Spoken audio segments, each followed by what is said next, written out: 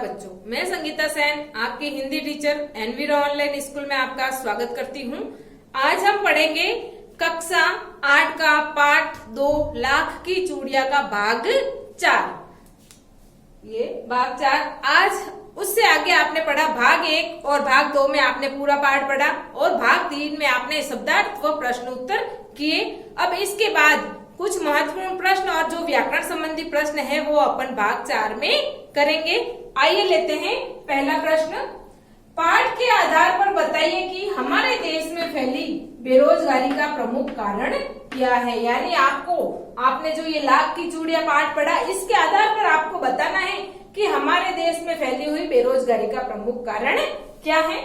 उत्तर है इसका, इस पाठ में बेरोजगारी का प्रमुख कारण मशीनीकरण या औद्योगिक विकास बताया गया है, क्योंकि मशीनों का अत्यधिक उपयोग होने के कारण छोटे छोटे लघु उद्योग क्या हो गए, बंद हो गए और कम से कम समय में अधिक से अधिक माल बनने लगा। इससे छोटे छोटे मजदूर बेरोजगार हो गए।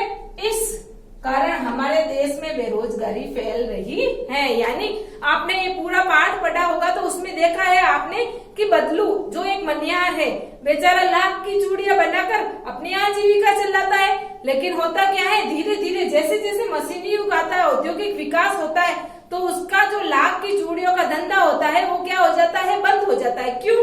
क्योंकि उससे लाख की चूड़ियों से भी सुंदर सुंदर कांच की चूड़ियां मशीनों से अच्छी अच्छी डिजाइन में बनने लग गई, तो उसकी कोई लाख की चूड़ियां कौन पहनेगा। उसकी लाख की चूड़ियां बिकती ही नहीं थी। उसको धीरे धीरे क्या करना पड़ा, उसका धंधा बंद करना पड़ा, क्योंकि वो चलता ही नहीं था। लोग लाख की चूड़ियां पहनना ही बंद हो गए, क्योंकि मशीनीकरण के कारण कांच की सुंदर सुंदर अलग अलग आकार में अच्छी अच्छी चूड़ियां आने लगी, तो लाख की चूड़ियों को कोई पूछता ही नहीं था। और लाख की चूड़ियां भी आजकल मशीनों से बनने लगी, तो उसका बेचारे का धंधा क्या हो गया, बंद हो गया और उसको गरीबी में जीवन बिताना पड़ा।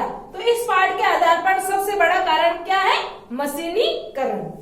लेते हैं अगला प्रश्न।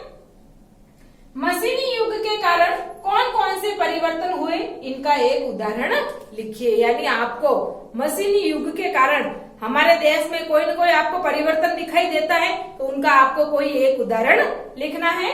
उत्तर है इसका, मशीनी युग के कारण हर क्षेत्र में परिवर्तन आया है। यानी मशीनी युग के कारण हर क्षेत्र में परिवर्तन आया, चाहे कृषि क्षेत्र में हो, चाहे शिक्षा के क्षेत्र में हो, चाहे किसी भी क्षेत्र में हो।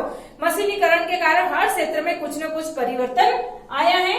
यहाँ पे उदाहरण लिया मैंने, जैसे कृषि क्षेत्र में पहले कार्य किसान तथा जानवरों द्वारा होता था, लेकिन आज वही कार्य मशीनें कम से कम समय में अधिक से अधिक काम कर लेती हैं और पैदावार भी ज्यादा होती है। इस कारण कई मजदूर बेरोजगार हो गए और शहर की ओर पलायन करने लगे। यानी मैंने यहाँ पर एक कृषि का उदाहरण लिया है। आपको पता ही है कृषि क्षेत्र में सबसे बड़ा परिवर्तन आया है और इसकी वजह से कई लोगों को कई हानियां भी हुई है। जैसे कृषि क्षेत्र में खेत जोतने के लिए पहले बहुत सारे मजदूरों की आवश्यकता होती थी, जानवरों की आवश्यकता होती थी। जो किसान व मजदूर मिलकर खेत जोतते थे, उसमें लोगों को पैसे भी मिलते थे, उनकी आजीविका भी चलती थी। लेकिन जैसे जैसे ये कृषि क्षेत्र के अंदर खेत जोतने के लिए, फसलों की कटाई करने के लिए पहले मजदूर चाहिए थे, अब क्या होता है, खेत जोतने के लिए मशीनों के कारण बड़े बड़े ट्रैक्टर व मशीनें आ गई, तो वो मजदूर क्या हो गए, बेचारे बेरोजगार हो गए। और फसल काटने के लिए भी मजदूरों की आवश्यकता नहीं होती। बड़ी बड़ी मशीनों से जो काम मजदूर 10 से 15 दिन में करते हैं, वो मशीनें 1 दिन में ही कर देती हैं और उसकी पैदावार भी उस मशीनों के कारण जो पैदावार होती है वो भी ज्यादा होने लगी।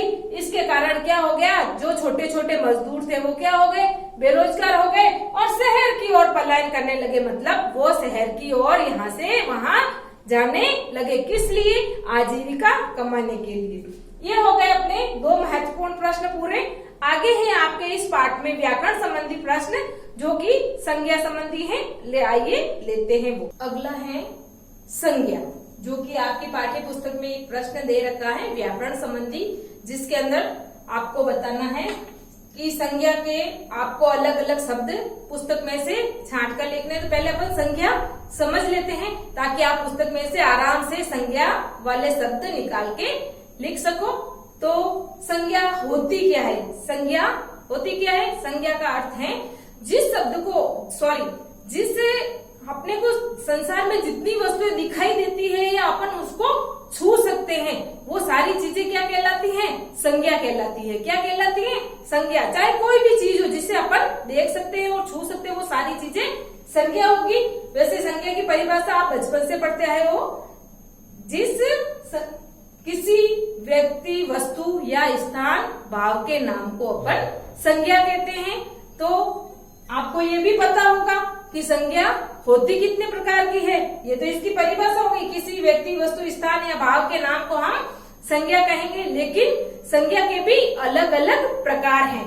कितने प्रकार की होती है संज्ञा? संज्ञा होती है 3 प्रकार की। कितने प्रकार की होती है? 3 प्रकार की। पहली है व्यक्तिवाचक संज्ञा। अब व्यक्तिवाचक संज्ञा हम कहेंगे किसे? जिस संज्ञा शब्द से किसी एक ही व्यक्ति, वस्तु या स्थान का बोध हो, वह कहलाती है व्यक्तिवाचक संज्ञा। दूसरी है जातिवाचक संज्ञा। कौन सी? जातिवाचक संज्ञा। अब जातिवाचक संज्ञा हम किसे कहेंगे? जातिवाचक संज्ञा में जिस संज्ञा शब्द से एक ही प्रकार के व्यक्ति, वस्तु, स्थान का बोध हो, तो वो क्या कहलाती है? जातिवाचक संज्ञा। यानी एक ही वस्तु अपनी संपूर्ण जाति का बोध कराती है, उसे कहते हैं हम जातिवाचक संज्ञा। तीसरी कौन सी है? आप सब पढ़ते आए हो। तीसरी है भाववाचक संज्ञा।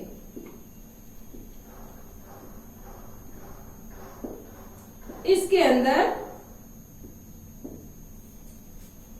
जिस संज्ञा शब्द से गुण, अवस्था, दोष आदि का बोध हो, यानी अपनी भावना का अनुभव के आधार पर अपन जो भी अपने को लगे वो शब्द आते हैं अनुभव के आधार पर, वो सब क्या कहलाते हैं?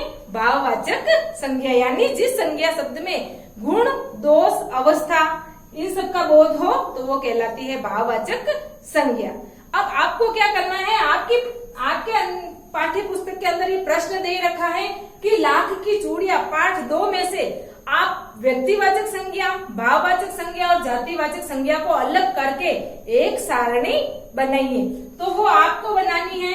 वैसे कुछ एक शब्द मैं आपको बता दूं कि आपको किस तरीके से बनाना है। जैसे इसके अंदर शब्द आ रखा है, पहला शब्द मैंने पहले ही बोला था पर्टिकुलर व्यक्ति, एक ही व्यक्ति का बोध होगा। जैसे इसके अंदर आ रखा है बदलू, तो ये किस में आएगा? व्यक्तिवाचक संज्ञा में। क्यों? क्योंकि ये पर्टिकुलर नाम दे रखा है। दूसरा जनार्दन, ये किसका नाम था? लेखक के बचपन का नाम, तो ये किस में आएगा? व्यक्तिवाचक संज्ञा में। तीसरा अपन लेते हैं रज्जो। रज्जो कौन थी इस पाठ में? बदलू काका की बेटी, तो ये किस में आएगा?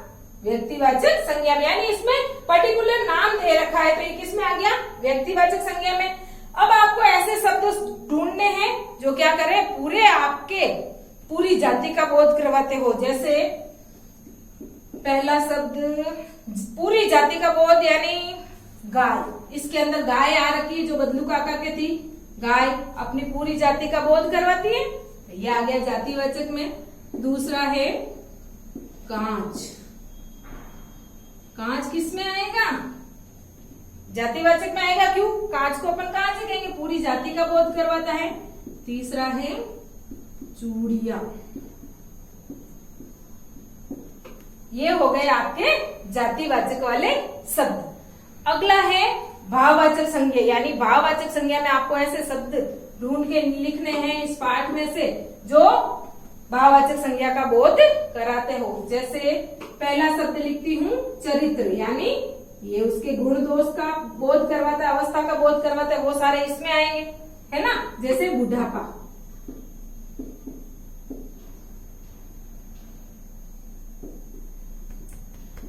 तीसरा स्वभाव।